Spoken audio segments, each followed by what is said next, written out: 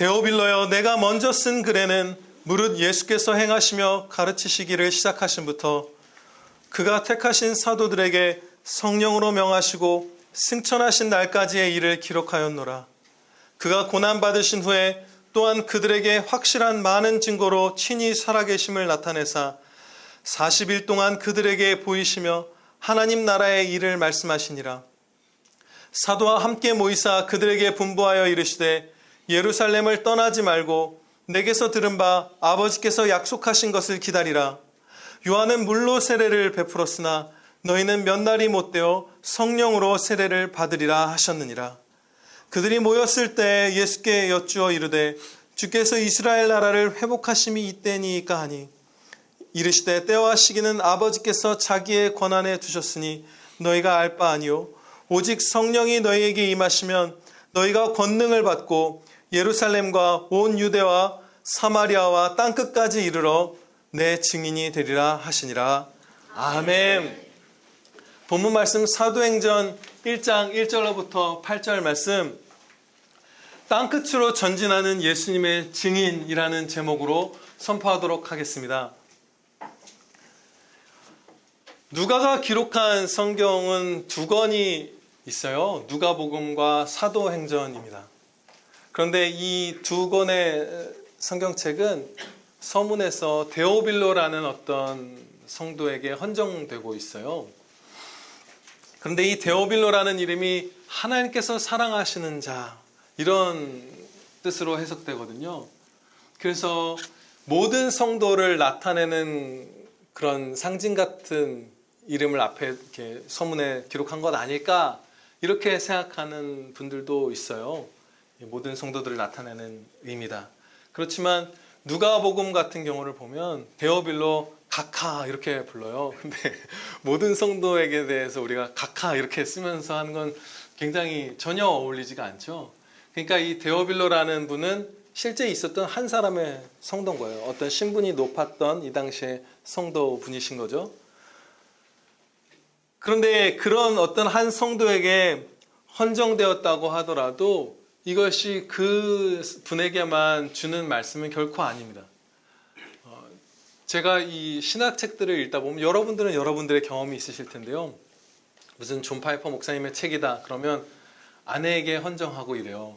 그런데 내용을 보면 모든 성도들이 하나님의 말씀을 조금이라도 다 알길 바라서 그 기도로 눌러 쓴 그런 글이거든요. 그러니까 헌정사가 앞에 어떤 한 개인을 향해서 써 있다고 해서 그것이 결코 한 사람을 위한 책은 아니라는 것이에요. 오히려 데오빌로라는 우리의 영원한 형제가 이 말씀을 자기 자신에게 주시는 말씀으로 이렇게 받은 것처럼 우리 각 사람도 이것은 나에게 그대로 주시는 말씀이라는 자세를 가지고 온 영혼에 적용시키는 그 자세를 갖는 것이 합당합니다. 내게 주셨다 이 말씀을. 예수님께서는 제자들과 우리에게 세상의 빛이라고 말씀하셨는데 이제 사도행전에서부터 온 세상의 빛이 실제로 비치는 것을 우리가 목격하게 됩니다. 예수님께서 이 땅에 계셨을 때 아직 부활 승천하시기 전까지는 그 예루살렘에 쫙 빛이 집중되어 있었다면 이제 이 사도행전에서부터 이어지는 성경의 나머지 부분들 그리고 이 2000년의 교회사 가운데 온 세상의 빛이 쫙 비치는 것이 이제 시작되는 거예요. 스스로 빛나는 것이 아니라 선물로 주신 믿음으로 인해서 부활하신 그리스도의 영광을 받아서 빛나고, 그렇죠? 부활하신 그리스도의 영광으로 빛나고 아버지의 나라 천국 소망으로 이 세상과 다른 하늘의 빛을 비추고 그리고 성령님께서 함께 하심으로 빛나는 그 빛을 이제 사도들과 사도들을 따르는 성도들이 세상에 비치기 시작한 거예요. 그야말로 땅끝까지 비치기 시작했는데요. 어거스틴 목사님은 4세기에 살았던 분이에요. 그런데 4세기부터 5세기까지 살았던 분인데 그분의 책을 보면 자기의 친구 가운데 성품이 이렇게 나쁜 친구가 아니에요. 괜찮은 친구인데 그 검투사 경기에 고대 로마의 그거에 빠져서 그 친구가 이렇게 사륙의 현장이잖아요. 서로 죽이고 짐승과 싸우고 사람끼리 죽이고 하는 거잖아요. 그것을 빠져서 이렇게 얼굴이 이렇게 상기되고 막 이런 것들을 기록하고 있어요. 인간의 잔인함이죠. 그런데 이 4, 5세기 이 무렵은 검투사 경기가 소멸해 가던 시기였습니다. 사라져가고 있었어요. 어떻게 사라졌냐면 세상에 비친 성도들 때문에 사라지고 있었습니다. 최초의 기독교인 황제인 그 콘스탄티누스가 검투사 경기를 금지하라 명령을 내렸어요. 그래도 로마 제국이 넓으니까 여기저기서 조금씩 행해지고 있었는데 성도들이 그 문화에서 벗어나기 시작한 거예요. 그리고 설득하기 시작하고, 그리고 많은 기독교인들을 그 원형 경기장 이런 데서 잡아 죽이는 그런 유흥을 즐겼었죠. 짐승에게 물려 뜯기게 하고 검투사들에게 죽이게 하고 사형하고, 우리가 잘 아는 페르페투아 자매님 같은 분들, 이런 분들 거기서 그 경기장에서 순교하셨잖아요. 그런데 그 순교하는 성도들이 보여준 거룩한 모습, 그 품위 있는 모습, 또 죽음을 겁내지 않고 주님을 끝까지 부인하지 않는 소망 있는 죽음, 그리고 같이 그 짐승들과 살인자들, 칼을 든 살인자들 앞에서 서로 입맞추고 격려하면서 사랑하는 성도들의 모습을 보고 즐기러 왔던, 그 양심이 거의 잠들어 죽기 직전에 있는 양심을 가졌던 사람들이 오히려 흥이 깨지고 양심이 그 빛나는 검에 찔려서 깨어나기 시작했던 거예요. 그래서 그 검투사 문화가 사라지기 시작했습니다. 세상에 빛을 비추는 성도들에 의해서. 이렇게 세상에 비친 성도들이 주님의 영광의 광채를 세상에 비출 때 정말 많은 이들이 예수님을 믿게 되고, 예수님을 믿지 않는 이들조차도 양심이 깨어나서 사회가 변합니다. 그 엄청난 일들이 이제 사도행전부터 폭발적으로 일어나고 있어요. 고대 로마에서만이 아니라 오늘 우리의 가정에서도 우리 각자가 이 빛을 비추는 은혜를 체험하고 있죠. 예수님께서, 그리스도의 영께서 함께 하신 가운데, 부활의 복음을 믿는 가운데 우리가 얼마나 놀라운 변화들을 체험하는지 몰라요. 이 죄인이 어떻게 이렇게 사랑할 수 있게 해주셨습니까? 라고 여러분 놀래시죠? 그쵸? 없던 사랑. 와, 진짜 나 예전에 이런 거 진짜 꿈도 못 꿨던, 상상도 못했던, 해야 되는데 라는 생각도 못했던 그런 사랑들 우리가 주님과 동행하면서 하게 되잖아요. 그쵸? 나의 그 오랜 고통, 아픔이 이렇게 다 씻어지다니. 그런 것들도 우리가 경험하죠. 정말 짓누르던 것에서 자유케 되는 거예요. 또 이토록 견고한 기쁨을 주시다니. 주님을 신뢰하며 순종하는 자녀에게 부족함이 아직 있을지라도 그야말로 누구도 뺏을 수 없는 견고한 기쁨을 맛보게 해주시잖아요. 누리게 해주시잖아요. 그리고 하늘 소망을 갖고 우리가 살아가죠. 이 땅에서 손해를 입던, 죽음이 이렇게 그늘이 두려워진 것 같던 어떨 때에도 염려하지 않고 여기에서 주님과 함께 동행하면서 사는 것도 좋고 천국에서 주님 만나는 건 더 좋다라는 담대함을 갖고 우리가 살아가잖아요.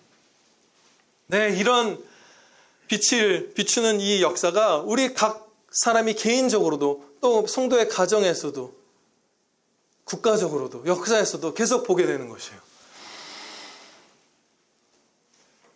예수님께서는 사도들에게 땅끝까지 내 증인이 되라 이런 명령을 주셨어요. 그런데 마태복음 같은 경우는 모든 민족에게 성부와 성자와 성령의 이름으로 세례를 주라고 말씀하시죠. 복음 전파의 임무를 주셨어요. 그런데 아시다시피 사도분들이 모든 민족, 모든 땅끝, 땅 구석구석까지 그분들이 복음을 증거하시진 못했잖아요. 그럼 이것은 우리의 임무입니다. 사도적 전통을 따르는, 사도들의 가르침을 그대로 따르는, 하나님의 사도들에게 주신 말씀을 그대로 따르는 모든 성도들에게 주신 명령이에요. 오늘 우리가 대표기도 때 하나님께 간구드린 것처럼 각자가 보내진 자리에서 옆에 있는 사람들을 전도하기 위해서 힘쓰고, 또 세상 곳곳으로 파송된 선교사님들을 돕고 기도하고 물질로 함께하고, 이 모든 것들, 이것이 우리에게 주신 임무예요. 그래서 그 임무를 이어받은 자들이 포기하지 않고 계속 달려와서 예루살렘과 완전히 접점이 아마 없었을 거예요. 그렇죠? 없었던 이 한반도에도 복음이 드디어 전해져서 우리도 그 임무를 이어받았잖아요. 바톤을 이어받았잖아요. 셀 수 없이 많은 핍박이 있었음에도 불구하고 이 바톤을 이어받아서 복음을 모든 민족에게 전하는 이 움직임은 끊어지질 않았어요. 정말 많은 핍박이 있었잖아요. 정말 비참한 일들 많아요. 지금도 있죠. 지금도 있어도 우리가 아시다시피 예수님을 이제 탈북해서 중국에서 선교사님들을 만나서 예수님을 믿게 된 성도들이 예수님 믿고 다시 북한으로 들어간다고 하잖아요. 복음을 전하려고. 이 일들이 끊어지라는 거예요. 그렇게 큰 고통, 죽음 이런 것들을 겪어야 하는 일들이 있음에도 불구하고 어떻게 이 땅끝까지 예수 그리스도의 증인되는 것이 멈춰지지가 않는가? 그것을 좀 살펴볼게요. 어떻게 그 힘, 기쁨, 사랑, 용기, 의지를 가질 수 있는가? 사도도 아닌 일반 성도인 우리들이 그렇게 살아가고 있잖아요. 많은 성도들이 살아왔고, 초대교회의 평범한 성도들도 스데반이 순교한 것, 예수님이 십자가에 못 박히신 것, 사도들이 죽을 위험에 당하고 사도 바울이 돌에 맞아서 시체인 줄 알고 버림당하는 것, 이런 걸 보면서도 계속 믿다가 예루살렘의 핍박자들 피해서 삶의 터전을 잃고 떠나서 거기서도 전도했잖아요. 일반 성도들이. 어떻게 그런 일들이 있는가? 본문 말씀에서 세 가지 엄청난 힘, 엄청난 소망, 이런 것들 우리가 봤습니다. 가장 큰 증거, 가장 큰 능력, 천국 소망이 이 본문 말씀에 나와 있어요. 먼저 가장 큰 증거는 예수 그리스도 우리 주님의 부활하심입니다. 예, 아멘입니다. 그것을 사도들은 목격했고 진짜 일어난 그 사건을 전하는 것을 성령님의 조명하신 가운데 우리는 정말로 받아서 누리는 거예요. 진짜 예수님이 부활하셨다는 걸 우리도 보았고 사도들도 보았던 거예요. 그리고 가장 큰 능력은, 첫 번째는 가장 큰 증거였다면 가장 큰 능력은 제자들이 오순절에 받게 될 성령 세례입니다. 성령님께서 이전 구약시대보다 훨씬 더 충만하게 더 큰 권능으로 성도들과 함께 하시는 그 역사를 베풀어 주신 거예요. 그리고 세 번째, 하나님의 나라를 우리에게 밝히 가르쳐 주셨거든요. 예수님께서는. 그래서 천국 소망을 탑재하게 하신 거예요. 이 표현이 좀 웃긴가요? 네, 천국 소망을 탑재한 그런 사람들, 그런 병기, 그런 군사가 된 거예요. 본문 3절 말씀입니다. 그가 고난받으신 후에 또한 그들에게 확실한 많은 증거로 친히 살아계심을 나타내사 40일 동안 그들에게 보이시며 하나님 나라의 일을 말씀하시니라. 아멘. 천국을 보여주셨어요. 가장 큰 증거, 가장 큰 능력, 하늘 소망이 있기 때문에 온갖 핍박, 그 죽임당한 일이 있어도 계속 멈추지 않고 복음이 증거되고 지금도 증거되고 있는 거예요. 북한에도, 파키스탄에도, 인도에도. 여러분의 일하는 그곳에서도. 사도는 철학가도 아니고 무슨 몽상가, 이상가도 아니죠.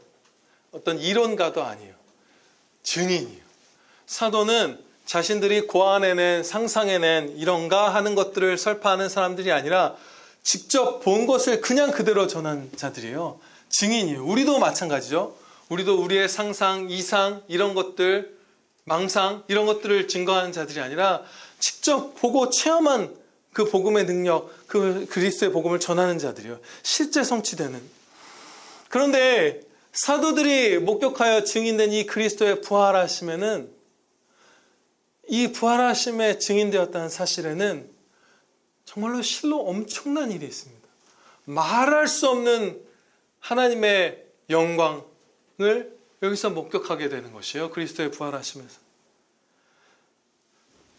죄인들이 만들어낸 그 세상의 다른 모든 종교와 완전히 구별되는, 차별된 특징이 이 예수 그리스도의 십자가 대속의 죽으심에서 나타나요. 세상의 모든 다른 거짓 종교죠. 그 거짓 종교들에서 표현되는 신은 굉장히 인간과 유사합니다. 그렇죠? 시기하고 불완전하고 타협하고 여러 가지가 있어요. 사랑이 부족하고. 그런데 지금 제자들이 목격한, 우리가 그리스도 성령의 도우심 가운데 목격한 예수님의 부활하심, 그 십자가 죽으심과 부활하심에는 창조주 하나님께서 그를 대적한 원수, 아무런 쓸모가 없고 하나님께 아무것도 더해줄 수 없는 자들, 무익한 자들인 이 원수된 죄인들을 위해서 대신 죽어주셨다는 그 무한한 사랑의 영광이 여기서 드러나는 거예요. 무한한 긍휼, 무한한 자비, 진짜 사랑이 뭔지 비로소 여기서 본 거예요. 사랑의 실체가 뭔지 여기서 목격한 거예요. 그것을 진짜 본 사람들이, 아무 세상 사람들도 못 본, 이게 진짜 사랑이야. 이게 진짜 긍휼이고 이게 진짜 영광이라는 것을 직접 본 그 증인으로서 십자가 그 복음을 전하기 시작한 거예요. 그래서 어떤 곳에서도 불굴의 증인들이 된 것이죠. 예수님께서 우리 대신 죽으신 것에서 끝났다면 이 완전한 사랑은 거대한 슬픔으로 변해버렸을 텐데 부활하셨잖아요. 승리하신 거예요. 죄와 사망 권세를 이기시고 그 나를 한없이 사랑하시는 구주께서 승리하셨다. 네, 살아나셨다. 이것을 실제로 본 거예요. 이 말할 수 없는 하나님께서 우리를 자신이 대신 죽기까지 모든 것을 내어주시는 그 사랑으로 사랑하신다는 것을 이 죄인들 또 사단 마귀들은 결코 인정하기 싫어하기 때문에 그 모든 이단들, 그냥 전혀 상관없는 종교도 그 어디서도 하나님께서 사람이 되셔서 우리 대신 죽어주셨다는 이 삼위일체와 십자가 대속의 죽으심의 이 진리를 아주 미워하죠. 어떻게든 이것을 지우고 싶어 하는 거예요. 우리는 죄인이기 때문에 그 양심을 가장 깊게 찌르는, 내가 끝까지 한평생 지금까지 배신 등지고 있고 원수 되어서 살아가고 있는 하나님이 죄인을 위해서 대신 자신이 피 흘려 죽어주시는 그런 무한한 사랑과 긍휼의 하나님이시라는 걸, 그 영광을, 그것을 인정하기 싫은 거예요. 내가 누구에게, 어떤 분에게 죄를 짓고 있다는 것을. 그래서 그것을 가리죠. 그러나 사도들도, 우리도 그것을 본 거예요. 그래서 말할 수 없는 세상을 완전히 뒤바꾸는 일들이 일어나기 시작한 거예요. 참 사랑을 보고 본받아 사랑을 행하면서 예수님의 사랑을 전하고, 다른 어떤 종교의 그 전파자들하고 완전히 확연히 구별되는 모습을 보입니다. 십자가 한량없는 은혜를 받은 자답게 진정한 감사로 복음을 전하며 살아가고, 정말 헌신적인 것처럼 보이는 기독교 이단 그 여러 분파들을 보면 희생적으로 살지만 그분들의 진짜 얘기를 진짜 깊숙하게 들어보면 그게 진짜 값없는 은혜에서 비롯된 전적인 감사로 비롯된 헌신이 아니에요. 내가 이 일을 해야만 구원받고 내가 이 공로를 스스로 쌓아야만 천국에 들어가기 때문에 하는 자기 사랑인 것들이 드러나요. 겉으로 표면적으로만 너무 놀랐죠. 100명을 구하고 1000명을 구한 이단들도 있어요. 그런데 그분들의 논리를 따져보면 예수님을 믿는 우리는 다 지옥 가는 사람들이고, 자기는 자기가 행한 그 의로운 일로 구원받는다고 생각하면서 하는 것이 드러나요. 실제로 그것을 고백하죠. 그런데 이 사도들은 십자가의 한량없는 은혜를 받은 자답게 그냥 감사, 오직 감사로, 지옥보다 좋은 것은 다 은혜, 내가 누리는 것은 다 은혜, 예수님의 영광을 위해서, 십자가 영광을 위해서 톱에 켜는 것을 당하는 것조차도 은혜, 내가 이 죄인이, 지옥에 멸망받을 죄인이 주님의 영광을 짊어지고 그리스도의 피를 짊어지고 나아갈 수 있게 된 것이 은혜라는 감격 가운데 살았던 거예요. 한없는 감사. 그리고 이 죄로 인한 사망에서 은혜로, 공로가 아니라 은혜로 구원받은 자답게 겸손하였고, 이 사도들과 성도들은 값없이 용서받은 자답게 용서하였고, 이 선교사님들 막 4-5명이 들어갔는데 다 잡아 죽이고 잡아 먹은 식인종들 향해서 너희는 너희야말로 이제는 멸망당해도 싸다 하는 것이 아니라 그들을 용서하고 죽임당한 선교사의 아내, 자녀들이 다시 그 땅으로 들어가서 복음을 전하고 거기서 새 생명이 잉태되고, 말할 수 없는 용서, 십자가 용서받은 자의 용서, 자신을 내어주신 주님의 자녀답게 그 사랑받은 자답게 헌신하는 것, 네, 모든 수고, 모든 손해, 모든 고통 감내하는 것, 이웃 사랑을 위해서, 하나님 사랑을 위해서. 거룩함. 무슨 세상의 어떤 것들, 뭐 천국에서 어떤 이 내세에서, 천국이라는 표현을 쓰기도 싫죠. 내세에서 어떤 이 육체적인 쾌락을 더 많이 누리게 될 것들, 부자가 될 것들, 이런 어떤 정욕에 따른 그런 것들이 하나도 없이 거룩함으로 모든 가치와 모든 의미와 생명과 기쁨의 유일한 원천이신 하나님의 영광을 높인다는 그 거룩한 열망으로만 전진하는 것. 그리고 정말로 하늘의 소망을 두고 하늘 소망을 선포하는 자, 진짜 하늘 소망을 가진 자로서 천국을 전파하는 것. 그래서 예루살렘으로부터 온 세상으로 빛이 뻗어나가기 시작했던 거예요.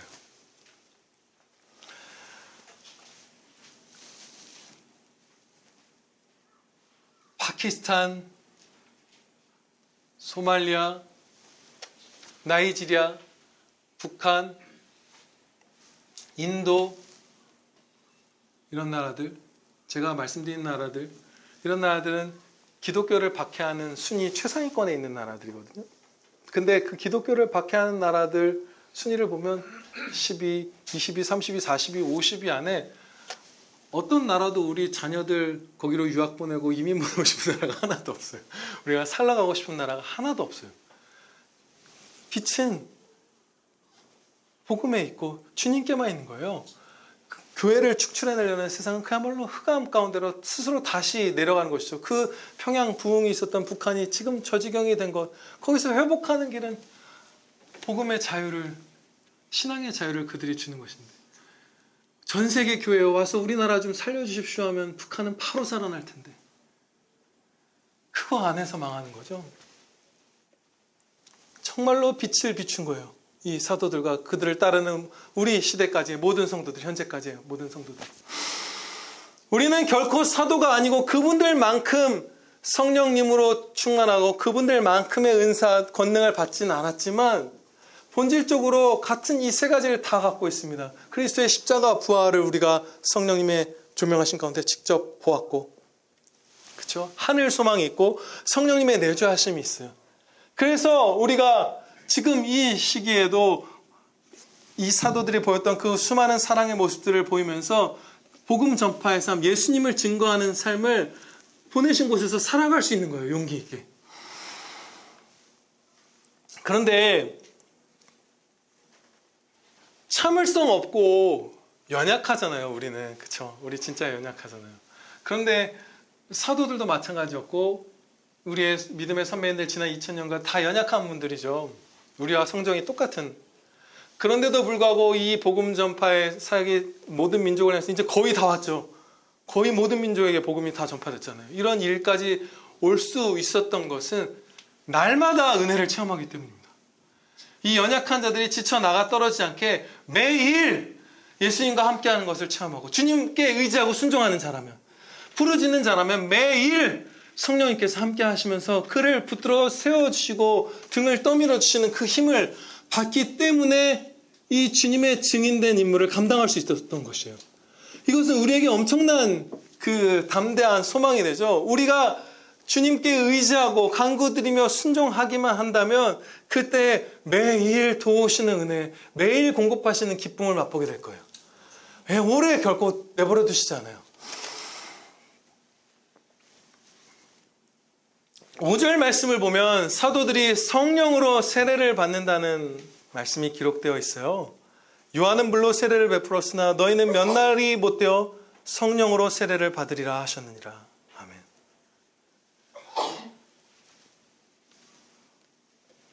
사도들은 예수님께서 승천하신 후에 열흘 뒤에 이제 오순절 성령 강림 사건, 그 은혜를 이제 누리게 되었죠. 성령 세례를 받은 거예요. 8절 말씀을 보면 성령이 너희에게 임하시면 너희가 권능을 받고 오라고 말씀합니다. 권능을 받게 된 거예요. 이 성령 세례를 통해서. 그리고 성령 충만함을 받았다는 것이 2장 4절에 기록되어 있습니다. 그들이 다 성령의 충만함을 받고 성령으로 세례받을 때 권능과 성령 충만함을 받았고 하나님의 영광을 전율하도록 체험했죠. 성령님께서 그 하늘을 가르고 강한 바람 같은 소리와 함께 마치 불의 혀처럼 갈라지는 것들이 그 사람 위에 보이면서 임재하실 때 하나님의 영광을 말할 수 없이 밝히 목격했어요. 그리고 하나님의 사랑도 이때 강렬하게 체험했죠. 우리가 무엇이 간데 하나님께서 우리에게 이렇게 내려와 주시는가?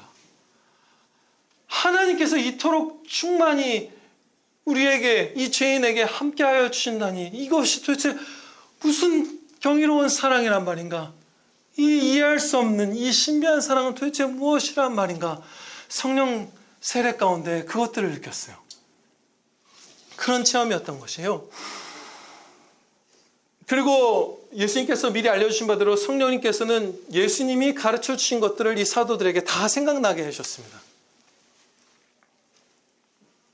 이 모든 은혜들 가운데 복음을 예루살렘, 사마리아 땅끝까지 사도들이 점점 전파해서 인도 이런 데까지 가기 시작한 것이고, 우리도 그와 거의 동일한 은혜, 본질적으로는 같은 은혜를 받아서 이 성령님의 함께 하심, 도우심을 받아서 지금 살아가고 있는 것이에요. 이것이 없이는 우리는 아무것도 할 수 없죠. 정말 하나도 안 되잖아요. 진짜 작은 용서, 작은 축복 이런 거 하나조차도 성령님의 도우심 없이는 안 되잖아요. 그러나 구하는 자에게 성령을 주시지 않겠느냐 하신 예수님의 말씀 붙들고 성령 충만함 주시기를 간구드리면 우리의 죄악들은 죽고 주님을 닮은 모습으로 주님의 증인 될 수 있게 해주십니다. 네, 그 은혜가 있어요. 이제 세 번째 본문 말씀에 드러난 큰 도우심, 가장 큰 증거, 부활의 증거, 가장 큰 능력인 성령 세례, 그리고 가장 우리에게 말할 수 없는 소망이 되는 하늘 소망에 대해서 살펴보고 마치도록 하겠습니다. 우리에게는 실로 큰 유산이 있어요. 하나님 아버지의 나라가 우리 것이잖아요. 네, 우리에겐 천국이 있어요. 이거 없었으면 어떡할 뻔했나, 우리 그런 생각 많이 하죠. 살아도 좋고 이 땅에서 예수님과 함께, 죽으면 더 좋은 그 신앙 상태로 살아가는 거예요. 그래서 담대한 거예요. 여기서 살아도 좋고 죽으면 어떻게 해가 아니라 죽으면 더 좋은, 그래서 어마어마한 힘을 갖고 어마어마한 불굴의 기쁨을 갖고 불굴의 행복을 갖고 우리가 전진할 수 있는 거예요. 괜찮은 거예요.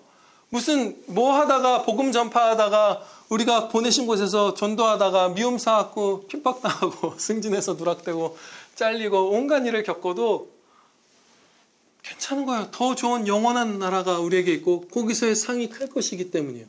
잠시 잠깐 이 땅이 문제가 아닌 거예요, 우리한테는. 그렇죠? 영원하신 주님께 영광 돌릴 수 있다면 영원하시죠. 영원한 나라에서 영원토록 함께 할 거예요, 우리. 그렇다면 여기서 우리 손해 입어도 괜찮아. 여기서 뭐 잃어도 괜찮아. 여기서 모욕 좀 당해도 괜찮아. 영원한 이웃들이 나를 얼마나 존귀하게 여겨주겠어요. 이 땅에서도 이미 좀 그런 사랑을 받죠. 지금 여기서 우리가 예수님 따라 산다고 저 예수쟁이 하면서 조롱을 당해도 우리는 사람 성도들과 천사 성도들에게 영원히 존경받으면서 살 거예요. 존귀히 여김받을 거예요. 주님이 우리를 그렇게 여겨주시기 때문에 영원토록. 그래서 이 땅의 몸의 편안함을 다 잃어도 좋고 이웃을 영원히 그의 영혼을 구원하는데 우리가 헌신할 수 있어요. 이 하늘 소망이 있기 때문에, 영원한 천국이 있기 때문에. 그래서 이 땅을 떠나서 천국으로 가고자 하는 열망이 우리에게 있습니다. 여기 못 살아 먹겠네, 뭐 여기가 뭐 싫어서 이런 나약한 도피가 아니라 소망을 갖고 그 천국에 가고자 하는, 가고 싶어 하는 막 소원이 있는 거예요. 들끓는 기쁨이 있는 거예요. 기쁨의 소원이. 그 힘을 갖고, 그 기쁨의 추진력을 갖고 우리가 전도를 이제 각자의 자리에서 해야 되는데, 저희 합신에 김추성 교수님이라는 분이 있어요. 그분은 그 하나님 나라의 영광을 정말 사모하고 많이 묵상하는 분이에요. 참 귀한 분이에요. 그런데 그분이 1968년, 지금 아마 몇 살 되셨을까요? 계산할 수 있네요. 제가 받아서 적어놓은 거예요. 68년도에 초등학교 3학년이셨대요. 그럼 58년생이신가 봐요. 한 그쯤 전후에 태어나신 분인가 봐요. 일흔이 조금 안 되셨네요. 1968년 12월 24일 그 성탄절 전날에 아버지, 목사님이셨어요. 그 김추성 교수님의 아버지도. 목사님이 이제 혼수 상태에 빠지신 거예요. 그래서 이제 병원으로 실려가셨어요. 이분의 아버님이.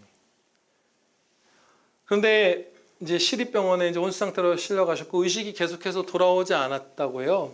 어머니와 장로님들이 이제 주로 병상을 지키셨어요. 근데 2주 만에 조금씩 움직이는가 의식이 돌아오는가 하는데 의식이 돌아오자마자 하는 것이 이제 아내를 찾고 자녀를 찾는 게 아니라 막 기도를 드리시대요.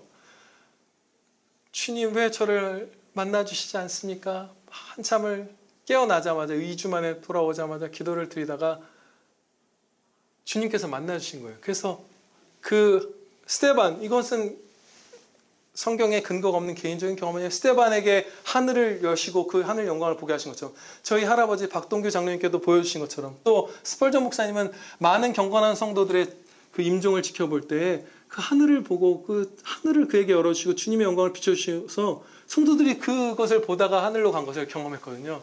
근데 이 김수성 목사님의 아버지가 주님이 만나신 그 주여 이제 비로소 저를 만나주시는군요 하면서 그 하늘을 막 구경하는 거예요. 보는 거예요.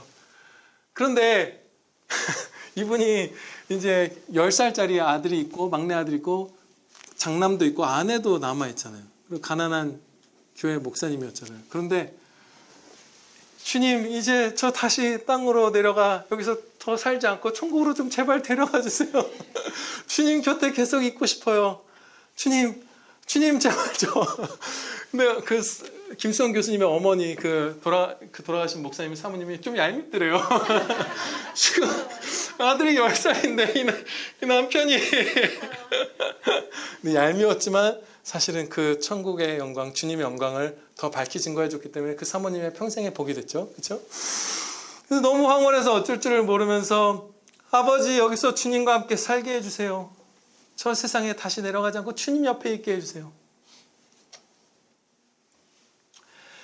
그러다가 이제 기도를 딱 멈추시고 그분이 말하기를 주님께서 오늘 밤을 이게 내가 잘 넘기게 되면 주님께서 나를 살려주실지도 모르는데 그것이 아니라면 천국으로 데려가실 것 같다. 이제 그렇게 말씀한 거예요.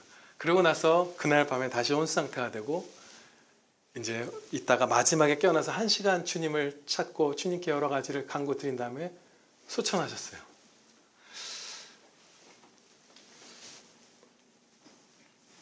우리가 천국의 영광에 주목하지 않을 때가 많습니다. 우리에게 엄청난 유산이 있는데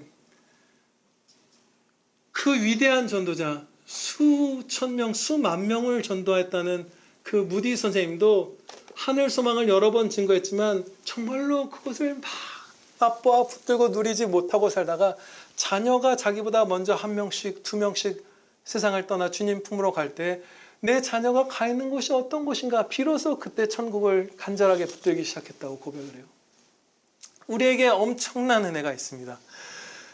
우리를 십자가 그 사랑으로 사랑하시고 부활하셔서 승리하시고 한시도 혼자 내버려 두지 않고 그리스도의 영이신 성령님으로 함께 하시며 돌봐주시고 저 하늘 나라를 우리에게 상속해 주신 그 은혜를 주님 간절히 붙들면서 성령님을 구하면서 말씀 붙들면서 누리시고 여러분들 곁에 있는 분들에게 전도하시고 또 여러분들의 손을 펴서 세상 곳곳에 있는 선교사님들 후원하면서 우리 함께 살아가기를 축원합니다. 기도드리시겠습니다.